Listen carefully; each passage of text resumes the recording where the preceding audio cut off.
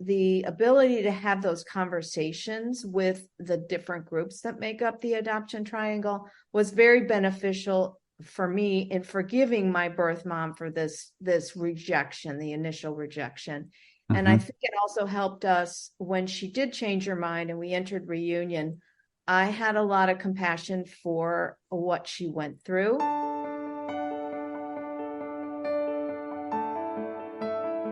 Did you finally realize your dream of having a family only to have your happily ever after turn into a nightmare? Do you find yourself up late at night wondering why nothing you try as a parent is working? Are you searching for adoption resources and a support team but can't find any? Hi neighbor, welcome to Anchors of Encouragement. I'm Tim Maudlin, husband, adoptive parent, Bible class teacher, and ambassador of encouragement. I too felt the joy of having a family of my own. I wish we could be like other adoptive families. I knew we were doing our best, but nothing seemed to work. I kept asking myself, why is this happening to us? Life can be tough. Storms in life are inevitable. In Anchors of Encouragement, my mission is to throw adoptive parents a lifeline and be your anchor, to offer biblical mindset support and provide stability when life gets unstable. If you're ready for real and raw talk that leads to peace beyond comprehension, so you not only survive but thrive in life's storms, this podcast is for you. Hope and healing are on the way. Hi neighbor, welcome to another episode of Anchors of Encouragement. Today I'm happy to bring to you Julie Ryan McGue. She is an American writer, a domestic adoptee, and an identical twin. She explores the topics of finding out who you are, where you belong, and making sense of it. She is the author of Twice a Daughter, A Search for Identity, Family, and Belonging. As we're recording this episode, her second book, Belonging Matters, Conversations on Adoption, Family, and Kinship, is set to come out in a few days. Then she has a third book, a prequel to Twice a Daughter, which is due to be released in October of 2024. Julie, I want to thank you for being on here and welcome you to the podcast today. Thank you. I was on your website and discovered that we are neighbors in the sense from the same state. You live in Northwest Indiana, and I'm in Southern Indiana. And you went to college at Indiana University, which is just up the road from me a little ways. So we have that in common. And then we have the rivalry in common. My dad went to Purdue, so there's the Purdue IU thing. We were talking a little bit about that rivalry before we got on here today. The Old Oaken Bucket, for those of you who don't know, that's Purdue and IU's bowl game, because typically we don't make it to the postseason. So anyway, it's good to have you here. You have an amazing story that I'm excited for my audience to hear. And as we just get into this today, tell me a little bit about your background, your story, and we'll just pursue that from there. Great. So my twin sister and I were adopted together at 3 weeks old through Catholic Charities in Chicago. And our parents told us that we were adopted at some point early ages, because I seem to have always known. I have a brother that's 2 years younger. He's also adopted through Catholic Charities. And then, like so often happens, my adoptive parents had 3 biological kids. So our family was a big Irish Catholic family, and there were 6 of us. And I never really felt like there was any difference in how they treated any of us. So that was a real blessing. And then we never really had that much curiosity about our birth parents, because we're from a closed adoption. So we knew that there really was no information our parents could share with us. When I was 48, I had a breast biopsy, and the state of Illinois, which is where I was living at the time, they had a change in their adoption laws. So I got at it, and my sister, of course, helped me, and we were sort of a team researching and trying to get information. When my confidential intermediary reached out to my birth mother, she denied contact with us. And without her help, there was no way that I could find my birth father, because my original birth record didn't have his name on it. So we were really kind of out of luck at that time. But then She changed her mind several months later, and we got a chance to meet her. She gave us our medical history, genealogy. She had not told anybody in her family. It was until I came knocking on her door, she was going to go to the grave with her secret. And she grew up 1930s, 1940s, and she was ashamed that she was an unwed mother. She went away to Chicago with a friend. Her family never knew. She'd never even told her husband that she had given two girls up for adoption. So it was, I think, for her, a really beautiful moment to meet us and know that we had a really good life, because she was very prayerful and was hoping that that was the case for us. She has a little stinker too, though. She didn't give me exactly the right name for my birth father, and we couldn't find him. So I only had half of my medical history for almost 2 years. Sometimes, you get that little idea in your head that there's something you're missing. I just had this brainstorm, like, I knew where they were from. I knew where they met. I knew where they dated. And I went to the genealogy website, and there was a genealogist in Rochester, Minnesota. There was only one.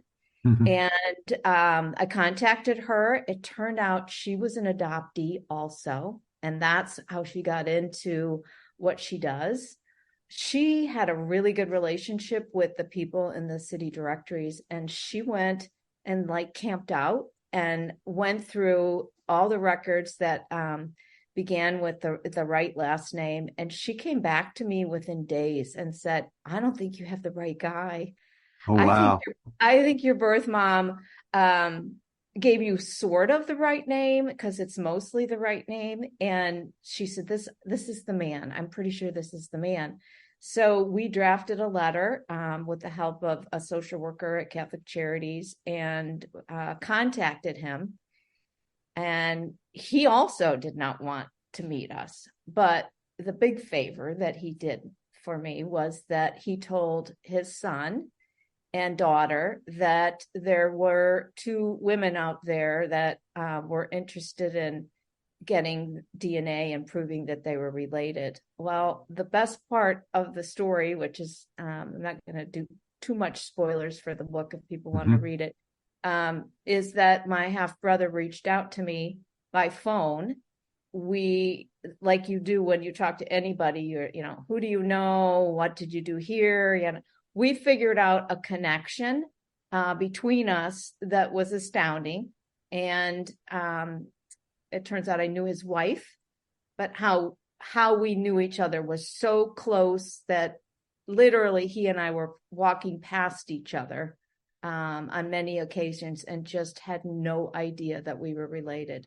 So we got together, and I'm very close to my brother. I'm very close to my sister. My adoptive mom was not really that crazy about me trying to find my birth parents. She was worried.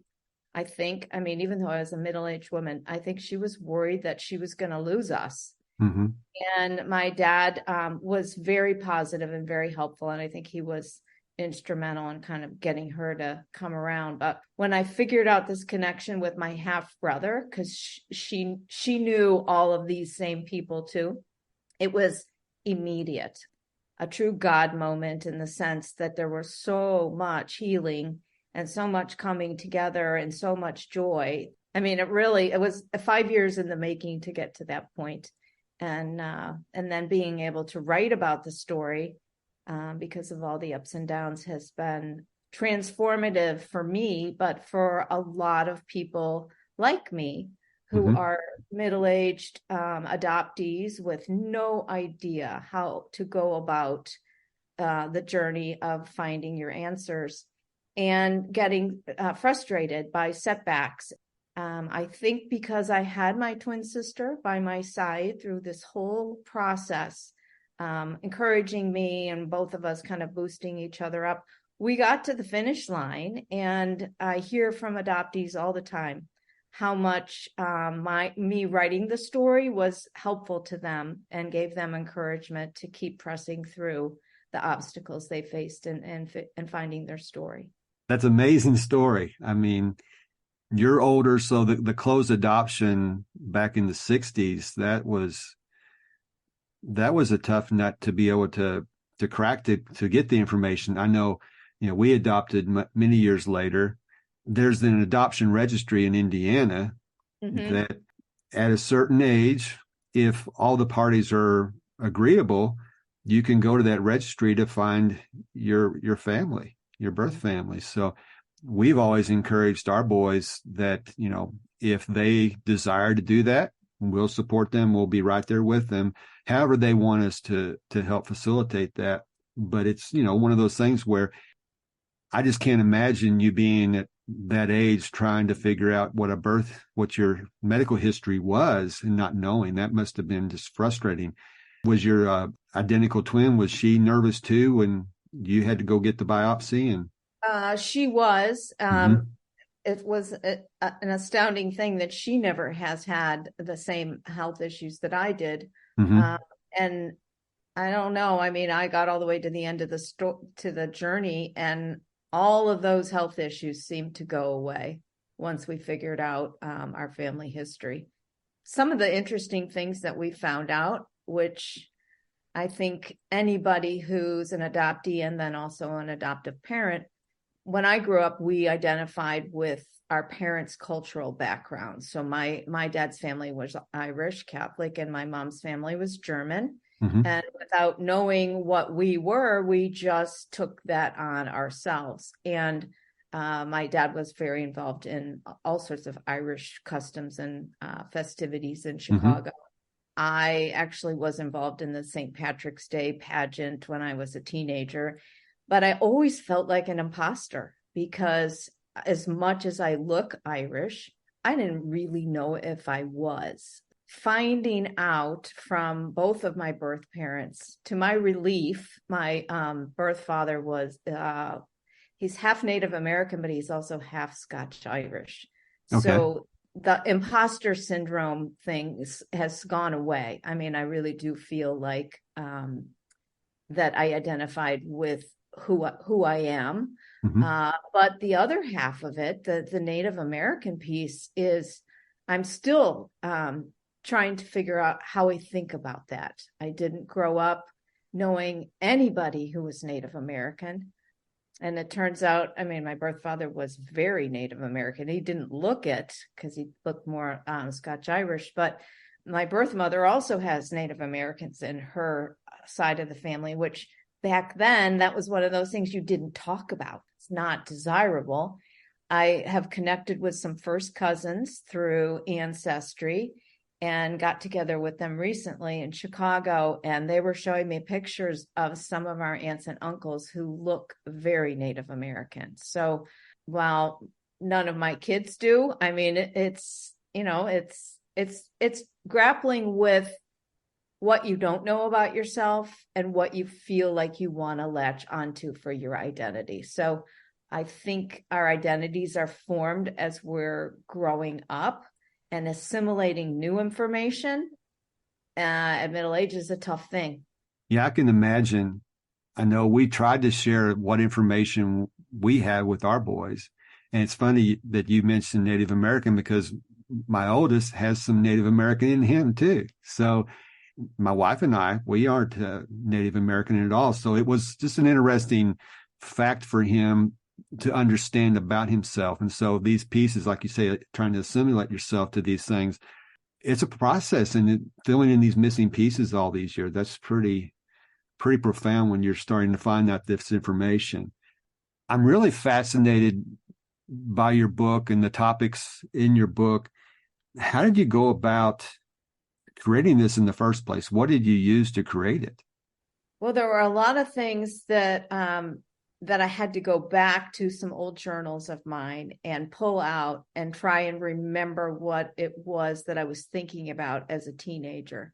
And the funny thing about those journals is I had put them away in a box, taped the box all up, and I have an essay about this in my new book that comes out, Belonging Matters. my husband and I were downsizing. Our last child had gone off to college, and we were going to move, and I was cleaning out the basement, and I came upon this box that was at the back and the bottom and dusty, and I opened it, and here were all my teenage journals, psychedelic, notebooks, spiral notebooks. And I literally stopped everything I was doing and reading them. And at the time I was writing the book, but there were holes that I needed to fill. And the journal was like finding gold. It literally tapped into so much forgotten information about myself that I was able to put in the book because of the journals. And I still journal.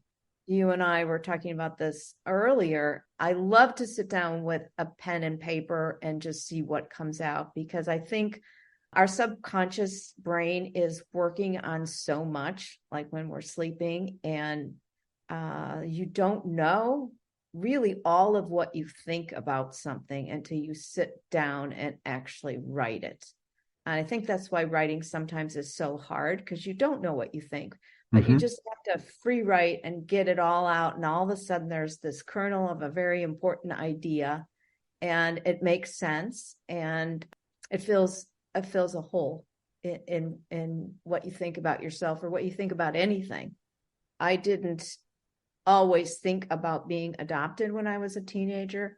I'm very fortunate. I grew up with a full sibling, and I'm very aware that makes me different than a lot of adoptees. That was a huge privilege.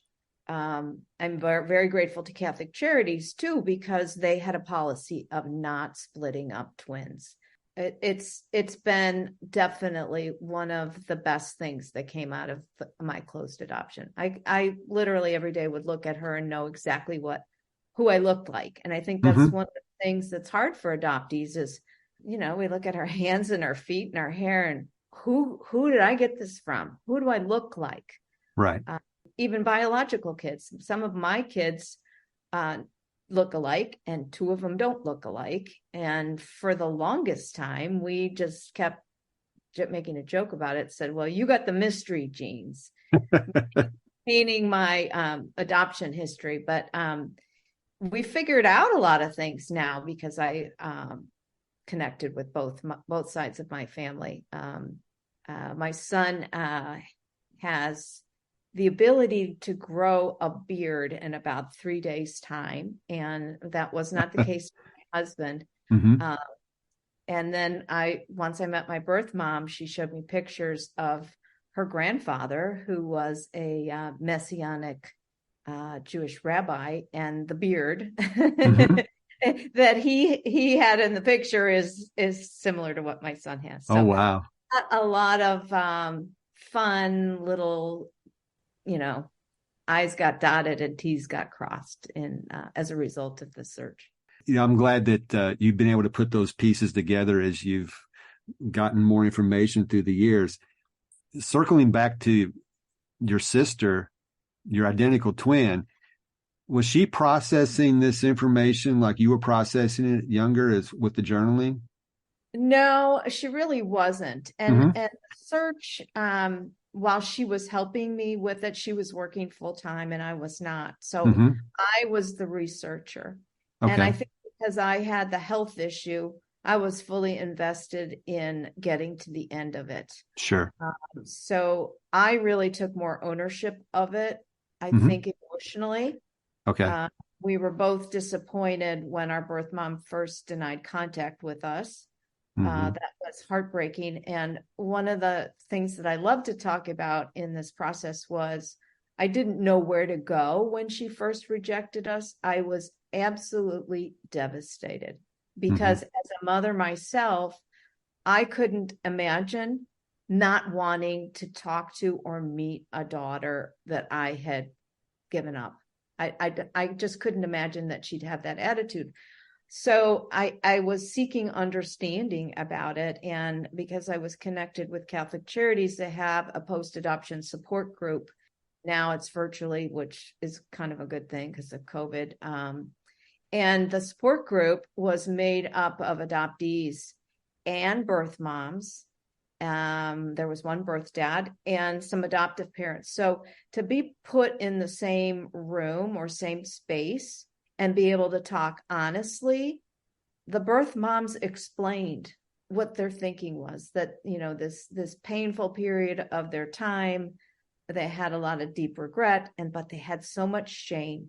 The ability to have those conversations with the different groups that make up the adoption triangle was very beneficial for me in forgiving my birth mom for this rejection, the initial rejection. Mm-hmm. And I think it also helped us when she did change her mind and we entered reunion.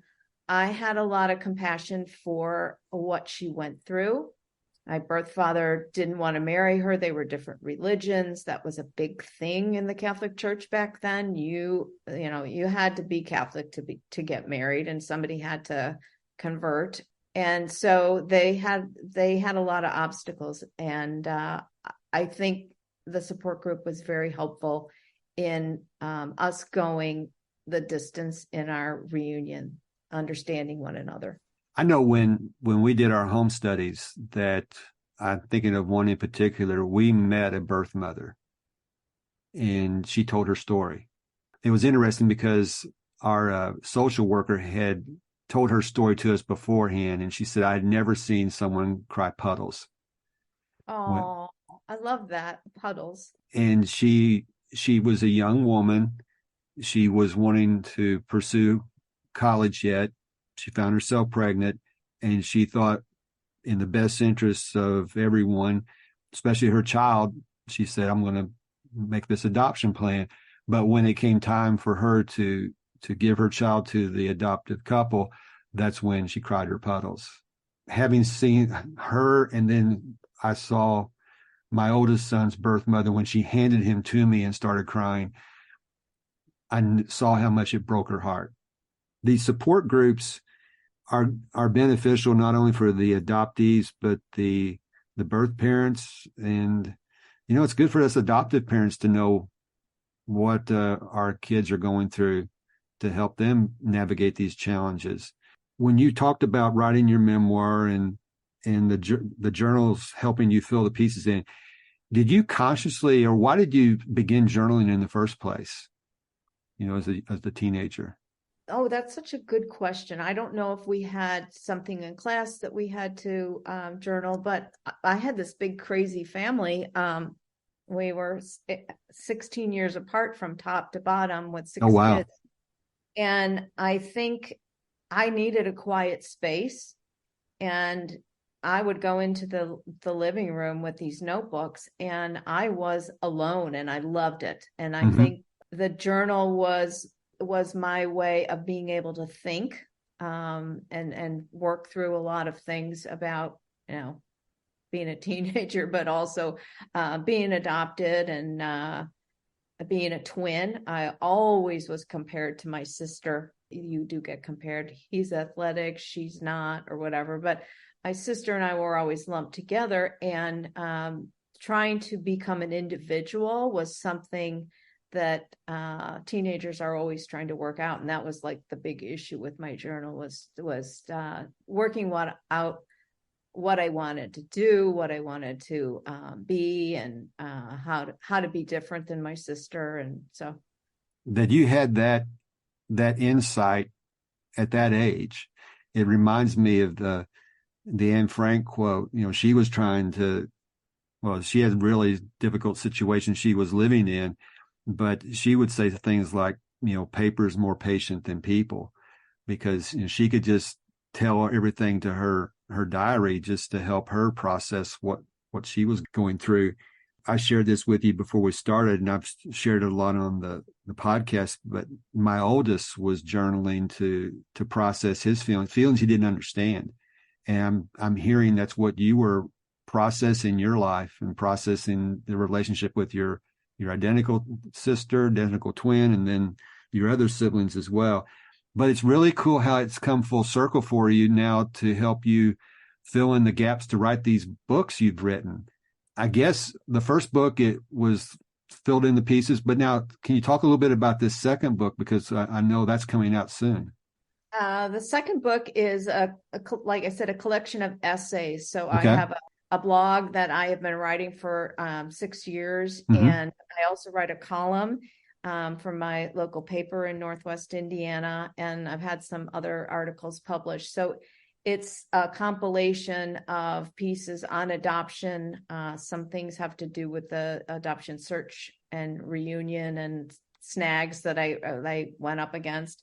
And Mm-hmm. then there's some heartwarming stories about meeting my first cousins for the first time, how I feel about the cousins that are not biologically related to, but I grew up with, and how dear they are to me as a result. And I think that issue of kinship and family Mm-hmm. is really an important issue. There are people in our lives where we're very, very close to them, but we're not related to them. Mm-hmm. And that's kinship. My family, I had 4 kids, 4 busy kids, and there was always funny things happening. So I've got some essays in the book about things that the kids did or things my husband said. So it's a lot of different topics. Mm-hmm. And I think identity and family is the theme that runs through the whole collection. The third book, which I'm having really a lot of fun writing, because I'm using my journals again. Oh, wow. It's what happened from my sister and I being adopted all the way through when I get married and have my first child. And there are a lot of family childhood stories that I had to go back to the journals to get information from. But I've also had long talks with my sister about what she remembers, and my mom. So writing this third book, the three of us have gotten closer together as we try and kind of put some of the puzzle pieces together. My mom, I have a lot of respect for her. She had a lot of infertility issues before she and my dad adopted my sister and I, and then some difficult pregnancies in between the 3 siblings that are their biological children. So family building, we can use that term, is very strong in the third book. And the resounding message is you can go through a lot of difficulty in life if you have like shared values and you know that you're loved. And I think that is a lesson of hope, especially these terrible political times that we're going through, this conflict in the Middle East. The common ground that we can find with people, if we have a common understanding, can get us through a lot of turmoil. And I do pray a lot about what's going on in the Middle East right now, because there isn't any common ground or understanding. I'm not Mm-hmm. sure how that conflict resolves itself. I'm thinking there are a lot of adoptees that will hear this podcast episode and hear your story who will want to read your book, because facts won't be the same, but stories are similar. And when they can understand there's other people who, like yourself, who have processed this over years and now is telling her story, I think it can give them comfort that they can process it as well. And they can start to see hope for their own situation, their own story, because at different ages, you're going to process your feelings about it being adopted in different ways. And so you've had the range of looking back at how you were processing it early, and now you're sharing all this. So this is going to be really helpful. I'm so glad you've been on here. With each one of my guests, I like to end the episode with some kind of a daily doable, some action step that they can take to start to implement what we've talked about today. So if you could just share maybe one thing you think would be helpful for, and it doesn't matter if it's adoptees or adoptive parents or birth parents, what would be something you would suggest as we wrap up today? I have an essay in the collection coming out, Belonging Matters, and it came out of a conversation with a friend of mine. And the title of the piece is called The Happiest Moment. This friend of mine asked me this question, and I'm going to pose this to the readers. sit down, and listeners, sit down and think about the happiest moment in your life and try and figure out why you are calling it the happiest moment and what it was about that moment that made it joyful. Because I think when we think about happy things and joyful things, it puts some of the noise in our life out of our mind for a while. So the happiest moment. I like that. And I will encourage people to, and I like to do this, I like to set the intention before I go to bed. And so I'll ask something like that. And as you said, our brains work all the time and our minds will work on that, answering that question. So that's really, really cool. Thank you for sharing that. And thank you for being on here. As we wrap up here, tell the audience how they can reach out and find more information about you. I know you have a website, you have a book out, a book coming out, and a book to come out in the next year. So how can they reach out and find out more about you? Well, my website is juliemcgueauthor.com. There's a lot of material on there for adoptees, as well as a lot of my writing. Mm-hmm. And my books are available wherever books are sold. So I'm not going to give the big plug to Amazon, because you can find them on bookshop.org, Barnes & Noble, anywhere books are sold. And all of them are going to be available in audio. Okay, cool. I will put all of this information in the show notes so people can just click on links and go there. And so I can have multiple ways they can get your book and so forth. Well, Julie, again, thank you for being on here, and thank you for sharing your story. It's inspiring, and I'm sure it's going to inspire others. Thank you for having me. If you are an adoptee and have wanted to know about who you are and where you came from, I hope Julie's story will inspire you to not give up. Here are a few of the takeaways. Conversations with adoption support groups can be a catalyst for understanding, forgiveness, and even compassion. Journaling can be a powerful tool for adoptees to process your emotions, explore your identity, and even tell your story. And finally, from the Daily Doable, think about the happiest moment in your life and ask yourself what it was about that moment that made it so joyful. Please check out the show notes for links to get Julie's books. That's all for this episode. I want to thank you so much for joining me. If you know someone this episode would bless, please share it with them. Until next time, this is Tim, encouraging you to do what you can now. If this podcast has given you the courage and confidence to face storms in your life, the number one way you can thank me is to leave a written review on Apple Podcasts. Tell a friend about the show. Take a screenshot of this episode and share it in your Instagram stories and tag me at Tim Maudlin. You can also connect with me in my Facebook group, Anchors of Encouragement. So until next time, this is Tim encouraging you to do what you can now.